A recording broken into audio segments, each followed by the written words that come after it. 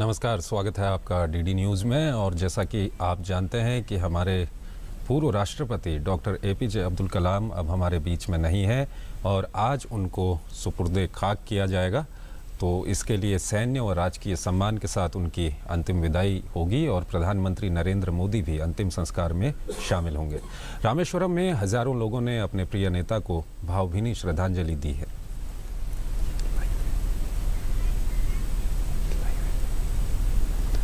तो इस वक्त आप ये तस्वीरें देख रहे हैं, ये कल रात की तस्वीरें हैं जब काफ़ी भीड़ लग गई थी अपने नेता की अंतिम दर्शन के लिए। और ये कल रात की तस्वीरें हैं जब डॉक्टर कलाम के शव को उनके घर ले जाया गया, तब की ये तस्वीरें हैं। और हमारे साथ हमारी संवाददाता आयशा खानम जुड़ गई हैं, उनसे बातचीत करते हैं। आयशा, क्या कुछ तैयारियां अभी चल रही हैं? जी देखिए चंद्रशेखर, कुछ ही देर पहले डॉक्टर कलाम का जनाजा जो है उसे पास की मस्जिद ले जाया गया और वहां पर नमाज जनाजा अदा की गई है और उनके परिवार वालों ने जनाजे को कंधा दिया और मस्जिद के बाहर पूरे राजकीय सम्मान के साथ, पूरे मिलिट्री ऑनर्स के साथ उनका जनाजा यहाँ से निकल रहा है और अब कुछ ही देर में उस जगह पर ले जाया जाएगा जहाँ पर उन्हें सुपुर्द खाक कर दिया जाएगा।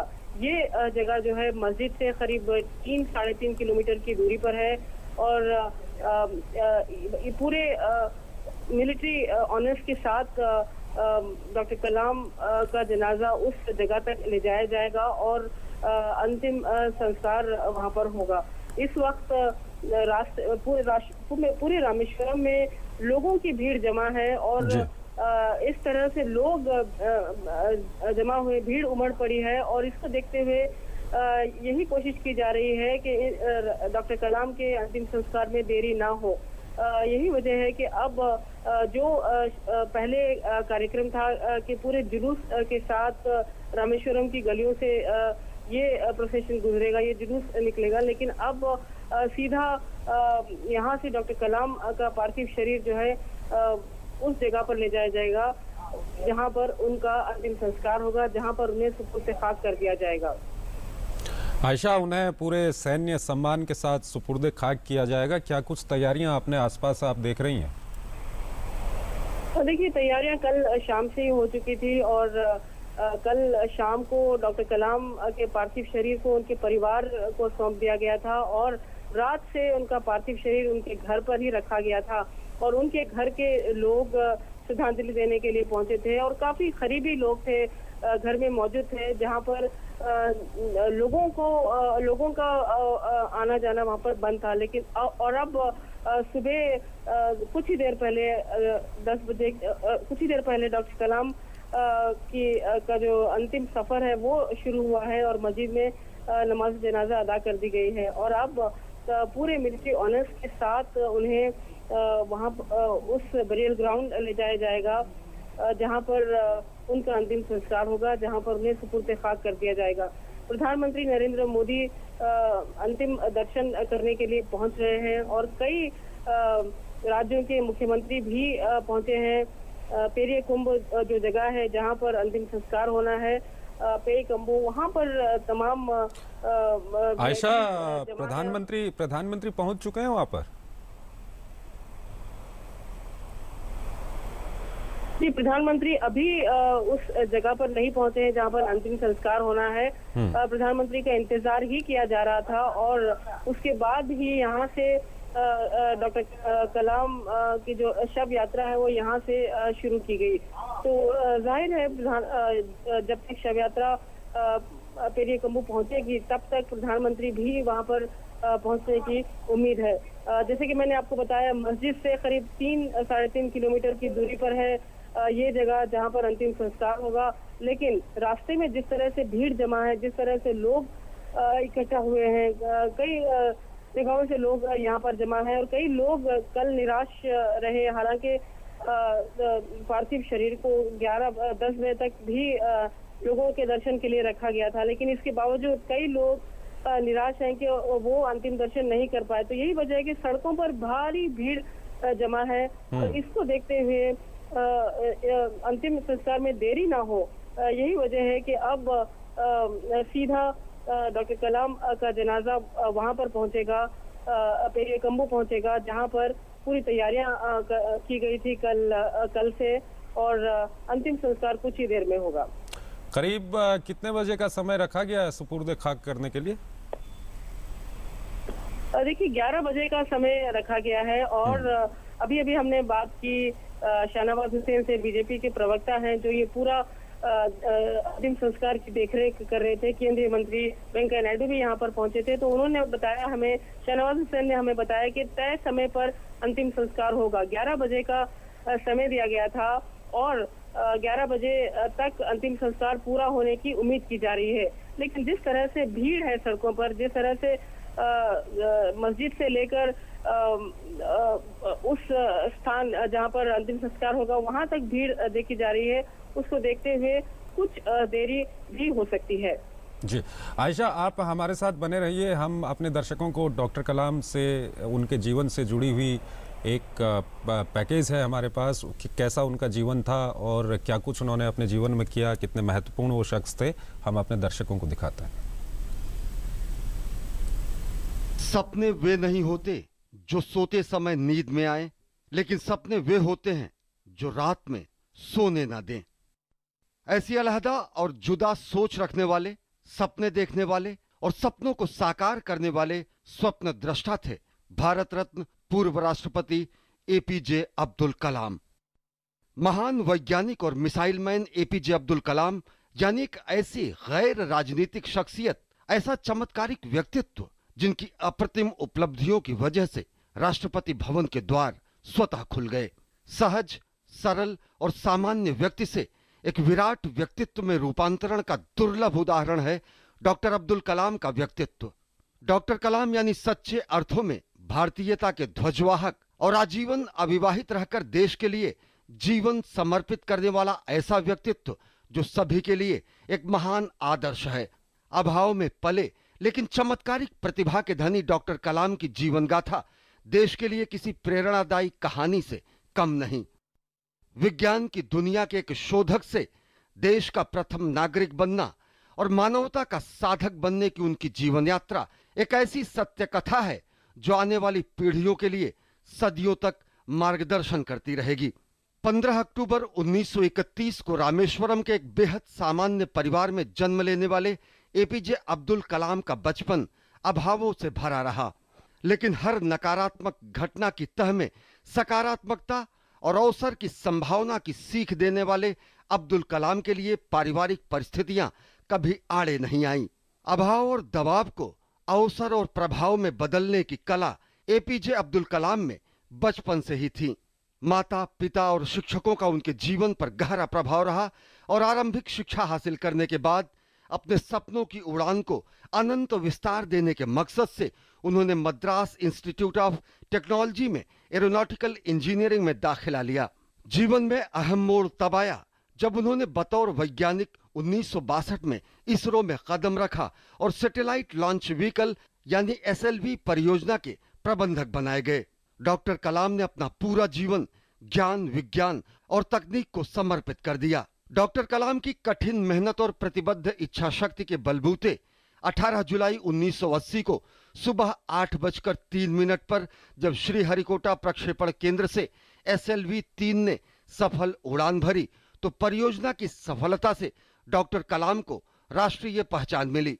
उन्होंने 20 वर्षों तक इसरो में काम किया और करीब इतने ही साल तक DRDO में रहे।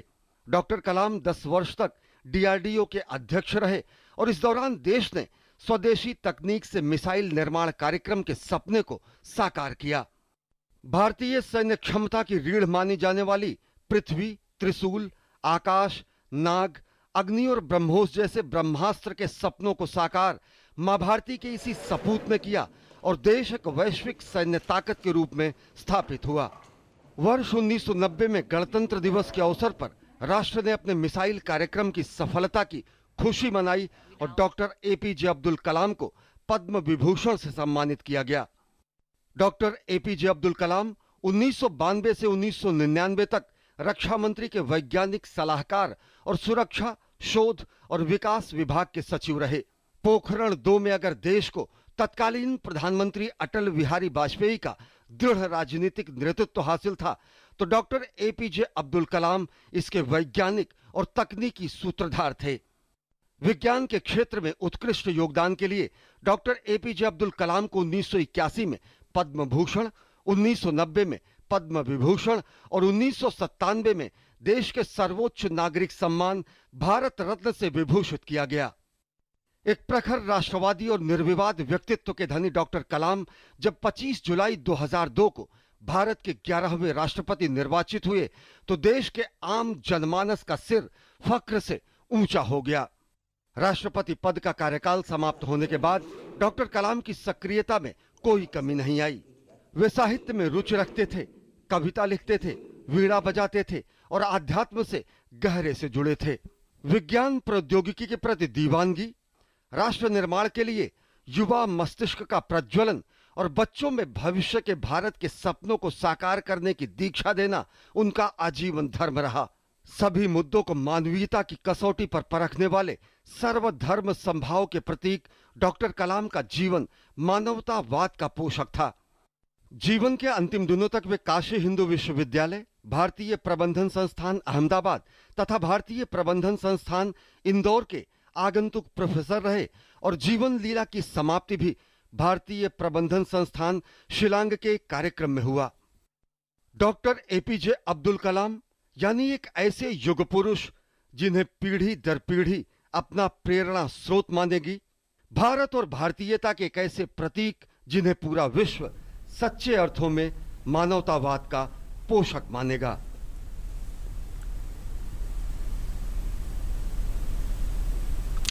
तो जिस जगह पर डॉक्टर कलाम को सुपुर्दे खाक किया जाएगा, उस जगह पर हमारे संवाददाता संजय घोष मौजूद हैं, उनसे बातचीत करते हैं। संजय, किस तरह की तैयारियां वहां पर चल रही है और प्रधानमंत्री कब तक वहां पहुंचने वाले हैं और कौन कौन से लीडर्स हैं जो वहां पहुंचेंगे? हाँ जी, just now let me tell you, I am at the helipad at Mandapam, which is around 12 kilometers from Karumbu, the place where the former president, the mortal remains of former president will be brought and he will be buried there. What the president has, the Prime Minister Narendra Modi has taken off from Madurai and he is expected to land at this site, at this helipad in another 15 minutes. Exactly at 10:35 he will land here and he will proceed to Karumbu, which is around 14 kilometers from here. And he would be there for around 1.5 to 2 hours. There's tight security at the venue. The entire venue has been cordoned off, and you can see images of the helipad.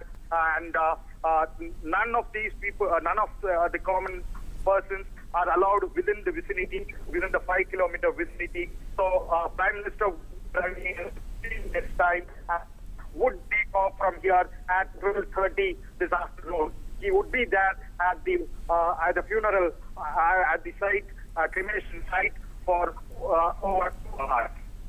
Sanjay, what type of reaction you are getting from the public there? Well, see, the entire Rameshwaram town has shut down today as a mark of respect to the son of the soil. It is from here that from Rameshwaram to Rashtrapati Bhavan, the former president had made his mark for himself through sheer hard work, through modest and humble beginnings. He was a son of a boatman and he had made his way through Rameshwaram to Rashtrapati Bhavan. So his story. बात करें बच्चों की, अगर हम बात करें तो doctor कलाम का एक विशेष रैपो था बच्चों में, क्या कुछ रिएक्शन वहां आप देख रहे हैं? Well, I have been here for the last 2 days, and there has been a huge crowd of students from all over the state. I spoke to a couple of students who are really inspired by Dr. Kalam's address to students and both college and school students.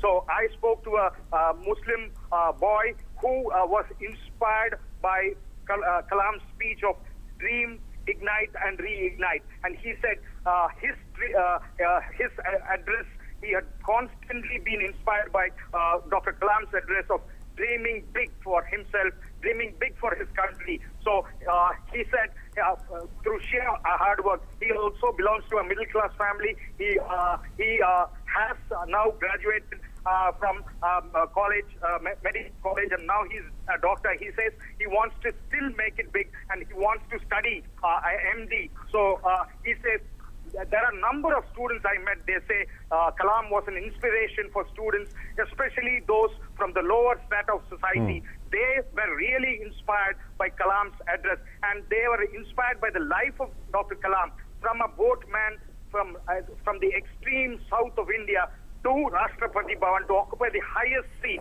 That could be no parallel to Mr. Kalam.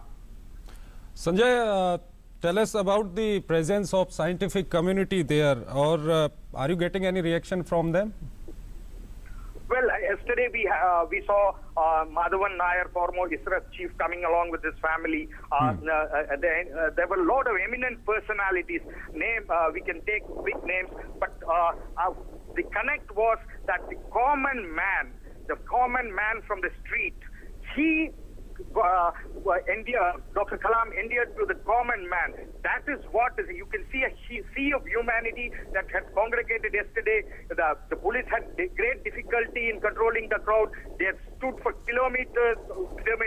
Rameswaram has not seen such a crowd at all in its history, and they stood in the line, patiently waiting to pay homage. This morning I was at his residence. The people were agitated, saying that they wanted to pay homage, but they were being prevented from paying homage to the son of the soil. But such was the love and affection that Mr. Kalam had got from the people, and you could see people longing to pay their respects. And this morning, even the Muslim community, cutting across caste, creed, religion, people gathered just to pay respects to a man who endeared himself to the common man. That is why he was called the People's President.